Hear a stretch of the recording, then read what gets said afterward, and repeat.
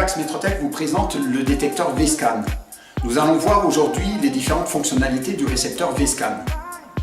Premièrement, vous avez sur la façade avant un affichage cristalline avec deux touches. La première touche pour la mise en service du récepteur et la seconde touche information qu'on va aborder un peu plus tard si vous voulez bien. Vous allez adapter la fréquence de réception par rapport à ce que vous avez à faire. En méthode passive, vous allez utiliser toujours les deux fréquences au minimum, 50 Hz radio, à l'aide du sélecteur que voici. Vous avez ici la molette de réglage de sensibilité pour adapter la sensibilité par rapport à la puissance d'émission. Vous allez remarquer en bas à droite, sur l'affichage, les différentes fréquences disponibles et configurables sur votre V-Scan.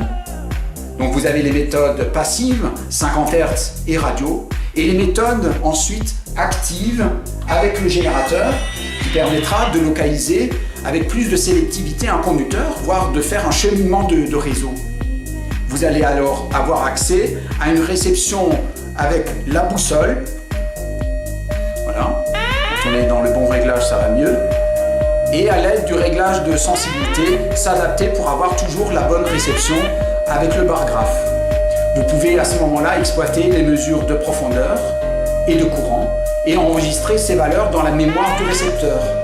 Cette mémoire peut être extraite à l'aide du petit logiciel qui s'appelle MyVScan que vous retrouvez sur notre site internet vivax-metrotech.fr. Ensuite, vous pouvez aller localiser aussi les sondes.